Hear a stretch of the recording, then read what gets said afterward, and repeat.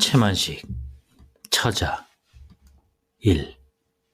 오후 강변으로 장작이든 무얼 좀 살까 하고 나갔다가 허행을 하였다. 강에는 많은 뗏목이 내려와 밀렸고 일변 뜯어올려다 쌓고 하였다. 강 언덕은 온통 뗏목 뜯어 쌓은 걸로 묻히다시피 하였다. 장작도 마침 큰 배로 2배나 들어와서 한편으로 푸면서 한편으로 달구지에다 바리바리 실으면서 하고 있었다. 뱃장작을 덕오리로 산 당자인 듯 자가사리 수염에 마고자짜리가 이럭저럭 분주히 납뛰고 있어 장작 좀 살 수 있을까요? 하였더니 선뜻 예, 몇 차나 쓰시렵쇼? 하면서 굽실한다. 시제라야 20원밖에 없었다.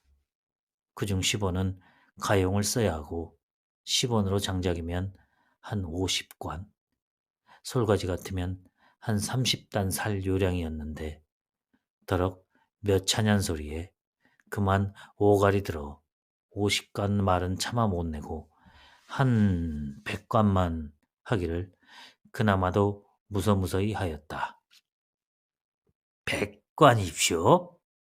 자가사리 수염은 아니나 다를까 잔뜩 그렇게 시뽀하면서 이 근천스런 나그네를 위아래로 한번 씻어보더니 그런 장거린 드릴 수 없습니다 하는 말보다 먼저 저리로 돌아서서 걸어가고 있다. 공으로 나무를 얻으러 왔다가 거절이나 당한 것처럼 얼굴이 화텄 달고 무렴하였다. 뗏목은 뜯어 쌓은 지가 오랜 걸로 잘 말라서 켜가지고 빠개기만 하면 곧 땜직한 것도 무더기 많이 쌓여 있었으나 장작을 100관 따위는 장거리라서 팔지 않는다는데 황차 뗏목이리요. 물어보기조차 부질없는 노릇. 이내 발길을 돌이키고 말았다. 그러고서 돌아와 할 일 없이 헌 괴짝을 쭈그리고 앉아 부서뜨리고 있자니 심사 잠옷 울적치 아니치 못하였다. 이사할 때 잔 3간을 넣어가지고 온 희연 괴짝 2개다. 2개를 죄다 부서뜨렸자 하루 뗄 나무가 될까 말까 한 것이 소리만 동네가 떠나가게 요란타. 아내가 하도 을씨년스런지 팔짱을 끼고 우두커니 부엌 문지방에 쥐어섰다가 푸뜩 걱정이 오늘은 그거라도 뗀다고 내일은 또 어떡한다오 한다. 나는 반 일그러진 노루발로 휘어붙인 못한개를 뽑기에 있는 힘을 다 들이면서 천천히 물었다. 내일도 불을 떼야 하나? 그럼 안 떼요. 반드시? 밥이야온 술이 조금 있으니 풍로에라도 익혀먹는 데지만 제일 어린애 때문에 군부를 안 떼고 어떡하오. 내일일랑 그럼 양복장쯤 부시기로 하나? 이왕 이거들랑 당신 책상만 좀 부셔 뗍시다.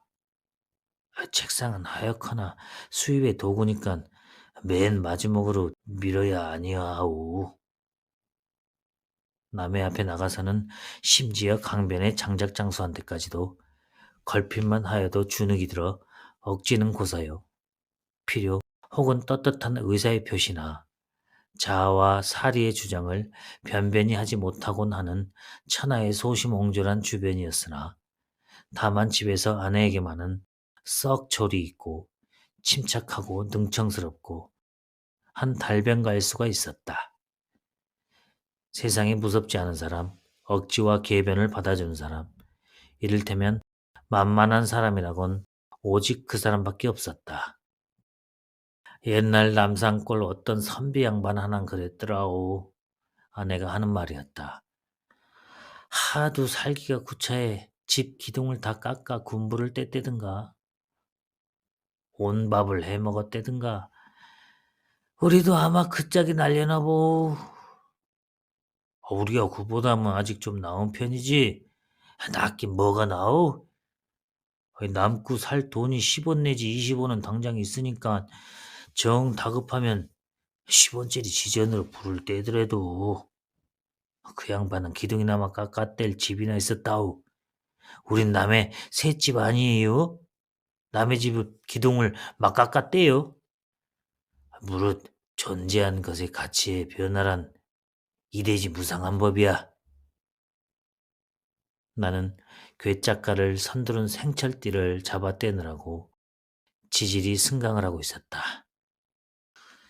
그 방울집게가 있으면 꼭 좋겠다면서도 참 누구네 집에 보니까 방울집게가 있습디다만 이 생철띠가 이게 괴짝이 본래의 괴짝일 시절엔 괴짝을 튼튼하게 하는 소임을 하느라고 어여시 존재할 이유와 가치를 지녔던 것인데 괴짝이 하루아침에 뗄나무거리로 전락을 한즉슨 든든한 것이 아무 의미가 없고서 되려 방해스럽기만 하니 에휴 생철띠가 없었더라면 좀 부셔떼기가 편해.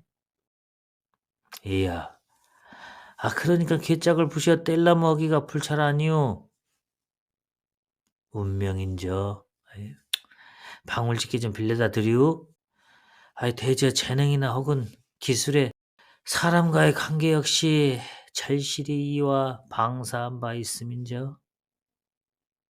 그러면서 이를 악물고 암만 해도 잡아 떼어지지 않는 생철띠의 울분을 참지 못해 쾅쾅 노루발을 휘둘러 괴짝을 짓이게 되었다. 손 가까이 절국공이라도 없는 것이 아니었다. 이미 존재할 이유도 가치도 잃어버린 재능이나 기술의 질곡이란 참으로 화가 나는 것이었었다. 소리는 더욱 요란하여 가까스로 재혼인 어린 놈 선잠만 깨워놓았다. 한 번이나 잠이라고 들려면 을에 3, 40분씩 1시간씩 삐대는 아이였다.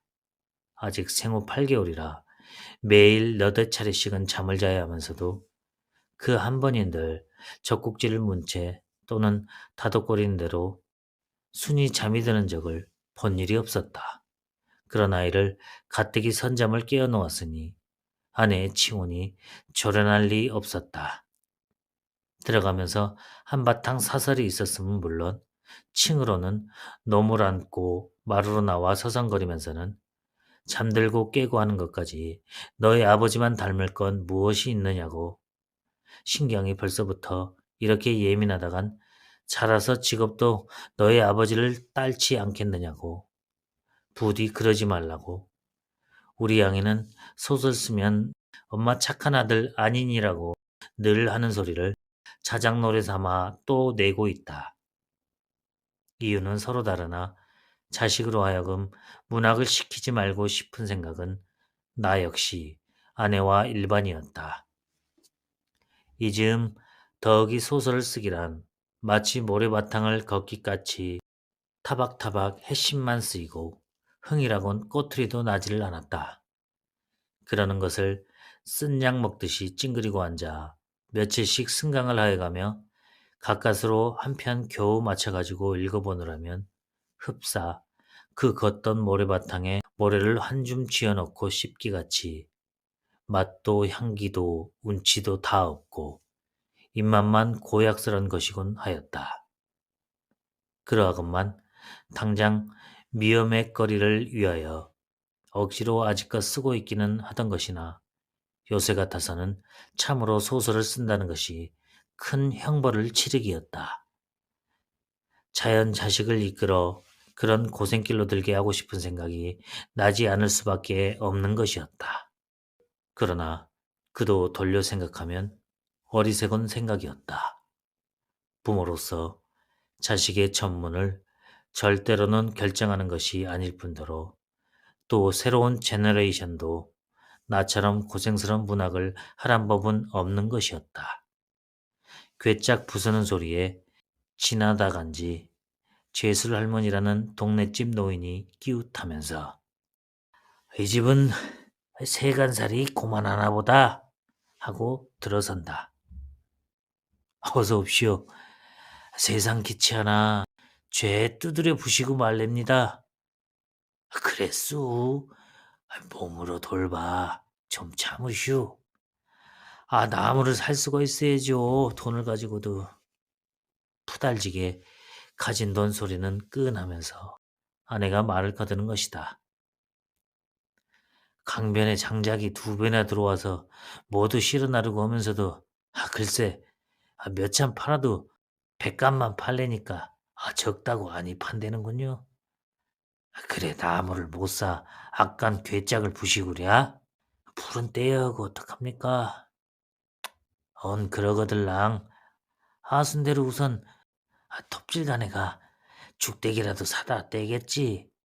응? 떼기는 좀 해퍼도. 톱질간이란 제지소요. 죽덕기는 제지하고 난지스러기였다. 그러나 그것도 낫포와 판다고 들었는데 노인은 아신 대로 우선 이라면서 쉬운 양으로 말을 하였다. 아무나 가도 파느냐고 물었더니 팔다 뿐이냐고 한다. 그렇다면 허실 삼아 가보는 것이라고 마침 한 개를 다 부수고 난 길에 쉬기도 할 겸 마루전으로 걸터 앉아 담배를 피워 물었다. 사뭇 첫 땀이 나고 온판 약한 몸이래 힘이 부쩍으려구려.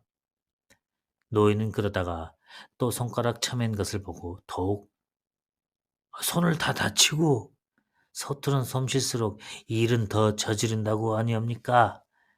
그러게 다 참 선비라니 조용히 앉아 글이나 허드렛 마련인 걸 가지고 저렇게 해보지 않는 노릇을 하자니 옛말입죠. 그럼 옛날에 선비가 어딜 그럼 조용히 글이나 하고 앉았기로 미련한 옛날 세상에 나들랑 안고서 다 늦게 선비 만년에야 생겨났다. 선비 구실도 선비 구실답게 못하고 머슴 구실도 머슴 구실답게 못하고 예멘이 봉변입니다 그려. 촌 노파를 내리고 어디 당한 소릴까마는 무심중 나아진 말이었었다. 2. 제재소 주인은 30대이나 된 젊은이로 전화도 몇 번 빌리러 갔었고 시내 내왕의 기동착간에서 종종 만나고 하는 사람이었다. 눈이 크고 검고 눈썹이 짙고 그리고 언제 보아도 입에서 담배가 떠난 적이 없고 하여 인상이 특별히 깊었었다. 여전히 담배는 입에 물고 나무를 조금 얻으러 왔노라 하였더니 댁에서 떼실 겁니까? 하고 묻는다. 그리고는 내가 무슨 뜻으로 그런 말을 묻는지 몰라 하는 것을 혹 타동으로 보내실 소용이면 들을 게 없습니다. 박절한 것 같지만 동네에서 조금씩 노나떼기도 모자라는데 번연히 타동으로 내보내 되겠습니까? 하고 설명이 자상하다. 강변의 그 자가사리 수염에 비하여 이런 상등지인이 이 고장에도 있는 것은 매우 유쾌한 일이었다. 이따가든 내일이든 사꾼을 얻어가지고 와 달아가기로 하고 100건값 14원을 치르었다. 돌아와 중문간에서 아내와 그런 이야기를 하고 섰는데 윤동이가 누구네 것인지 타작한 벽가마니를 지고 지나갔다. 윤동이, 내일 일 맞춘 데 없어? 아니요. 내일 우리 일 하루 해줄려? 글쎄요. 무언데입쇼? 죽대기를 한 100건 샀는데 걸 전하르겠쇼? 전하르고 굵은 건 대강 좀 빠개고 해야 할까봐. 내일 못할까 본데쇼. 어째? 발을 다쳤죠. 그럼 사꾼을 하나 사주든지. 글쎄요. 알아봅죠. 당장 뗄 게 없어 그러니 내일 부디 하나 좀 사주구려. 요새 마당질에 바빠서 들 삭감 받긴 일반 아니요. 아, 그건 그렇습조만 이튿날 새벽이었다. 아직 자리에 누웠는데 마당에서 아내와 윤동의 안악과의 사이에 다음과 같은 해화가 들렸다. 사꾼 못 샀으니 달리 구해보시구려. 웬만 아가들랑 애 아버지라도 좀. 벌써 일 간걸요. 발 다쳤다면서. 발 좀 다친 핑계고선 일벌일 아니 어떡하자고요. 나는 차라리 어떤 핍절한 것이 가슴에 엉키고 쓴웃음도 나와지지 않았다. 아내가 문소리를 약간 거칠게 내면서 방으로 들어온다. 세상 이런 인심이 어딨어. 예사지. 아무리 무지먹지하고 인정머리 없는 것들이 기로니 그게 대려 인지상정이겠지.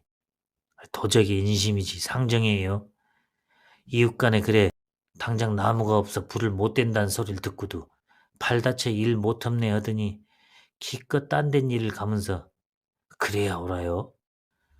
물은 낮은 대로 흐르고 정은 가차운 대로 기울기 마련이거든. 오늘 일간 그 집이 우리 여구보담 아마 가차없던 모양이지.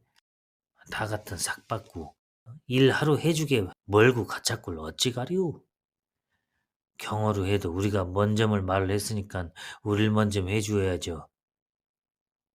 소위 정실이란 거 아니오. 내가 윤동이한테 뭐요? 단지 한 동네 한 이웃에서나 살 뿐이지. 내가 그 사람네 모한 포기를 꽂아주었소. 기만 포기를 메어주었소. 아무 유관할 것도 대단스럴 것도 없는 사람 아니오.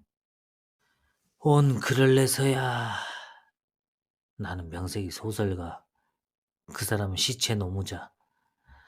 나는 그 사람 덕을 많이 보았지. 여름내 그 사람네 가서 채소를 사다 먹은 것만 해도 어디요. 나야 그렇지만 소설을 써가지고 무얼 그 사람을 즐겁게 해준 것이 있어. 그 사람이 소설을 읽고 읽은들 재미라오. 애당초에 소설가니 문학인이 따윈 그 사람네한테는 아무런 생각도 없는 존재거든. 오히려 명색 없는 존재라고 해야 적절할런지 몰라. 도야지의 진주라고나 하시오. 뭐 나쁘게 말하면 그랬겠지. 사실이지 뭐유. 하여튼 그런 명색도 생각도 없는 소설가보다는 자기네 노동하는 사람끼리가 서로 유관하고 가차할 밖에 더 있어. 그러니까 대놈의 인심이죠. 허허이, 명색 없는 존재가 부질없이 존재를 주장하니 주장이 되지요. 억담 고만저만 해두슈. 누가 자기대로 공으로 일해달랍디까? 버젓한 삭주맸지. 그 삭줄 돈이 어떻게 생긴 돈이길래 당신 골 받도록 앉아 소설 쓴 옹고려지 뭐요? 누굴 위해 쓴 소설인데? 그 고객이 누군데? 아무가 됐든 힘들여 소설 써다 주고 정당하게 받은 돈이면 고만이지. 쥐젠 귀탱이다. 이건 노동에 품삯 받은 돈, 이건 소설 옹고려 받은 돈. 그렇게 갈라서 적어놨댔디까? 적겠으니 다름없지. 그렇길래 다 같은 하루 품삯 3원이면 3원을 준대는데도 내 돈은 마다하고 딴 데로 일을 가는 거 아니오? 옹고려 받은 돈은 아마 4주전이든감. 그 이야지. 내 참 기가 막혀. 아내는 그만 웃어버리고 도로 밖으로 나간다. 아내는 웃던 것이나 나는 조금도 웃음의 소리가 아니었다. 변설의 희롱도 아니었다. 살이 아프도록 진정의 말이었다. 턱을 괴고 엎드려 담배를 붙여물고 곰곰이 생각하였다. 역시 하루바삐 변통을 내어야 어른이라고 무어나 힘들지 않는 일로 직업을 얻고자 두루 생각하는지 오래였다. 편안한 걸 취해서의 힘들지 않는 일이 아니었다. 몸이 약하고 근력이 붙이니 그러한 체력으로 능히 감당할 수 있는 일이라야 되겠으므로였다.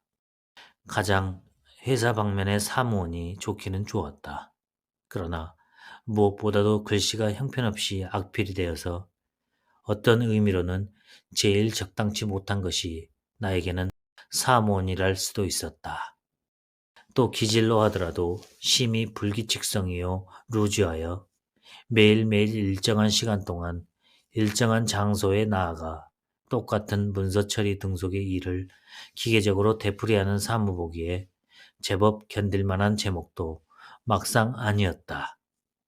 신문이나 잡지 방면이라면 일찍이 종사한 일도 누차 있고 하여 과히 손속은 서툴지 않겠지만 되도록이면 이 계제의 문필 세계로부터 완전히 손을 씻고 싶었을 뿐더러 지금 새삼스럽게 40개의 먼지 낀 퇴직 저널리스트를 무엇에 쓰자고 털어 내세울 궁벽스러운 신문 잡지도 있을 매리가 없었다.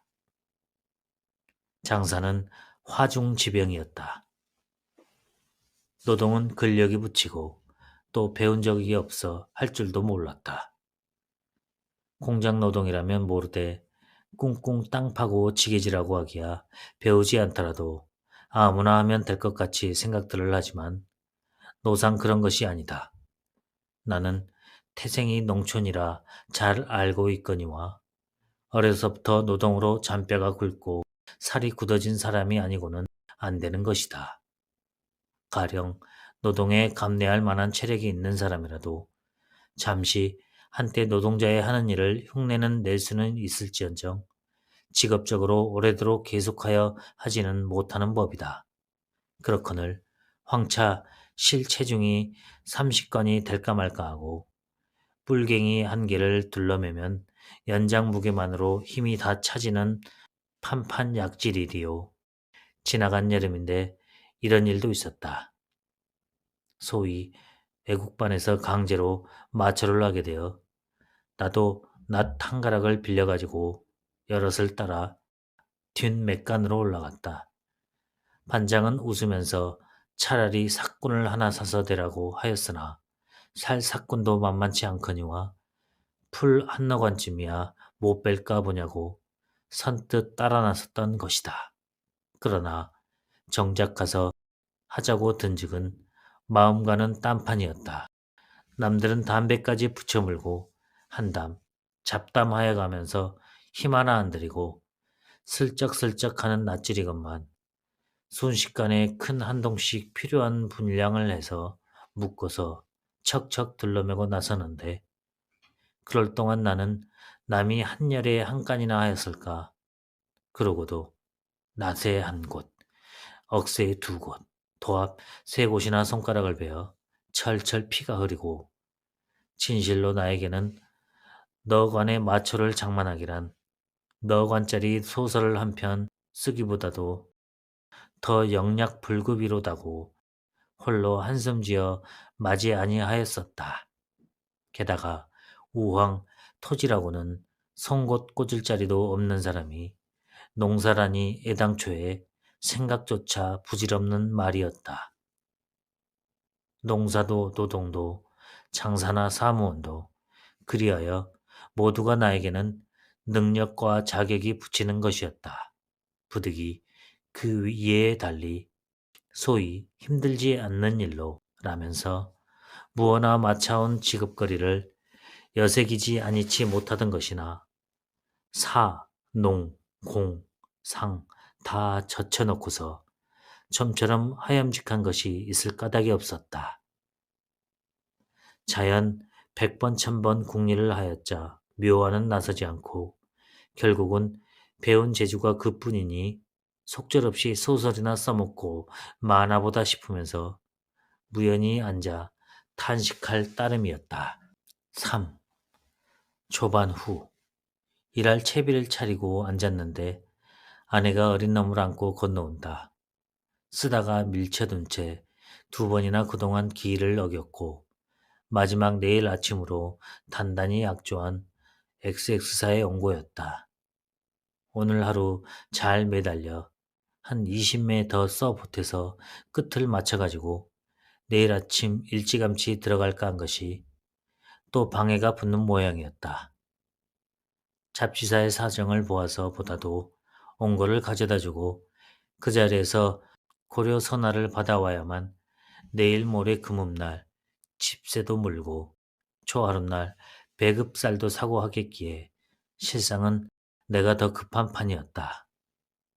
이를 붙잡은 것을 보고 아내는 차마 어린 놈을 떠안기지 못해 하다가 이 다음이나 가지 하였더니 캘 때려야 한대요 하면서 업고 갔다 오죠 한다. 아까 조반 때 밥상머리에 앉아서 하는 말이 요새 철교 건너편 광주벌에서 고구마를 한참들 캐는데 두서너 관씩은 사가지고 건너와도 감시원이 말리지 않는다더라고. 어제도 여럿이 가서 사가지고 오고 오늘도 누구네 어머니 누구네 아주머니 해서 한 패가 간다고 하니 넉넉한 3시간만 어린 놈을 데리고 놀아주면 따라갔다 오겠느라는 청이었었다. 섣불리 야미 혐의나 받아 봉변이나 않겠느냐고 다지니 공정 가격에 판다더라고.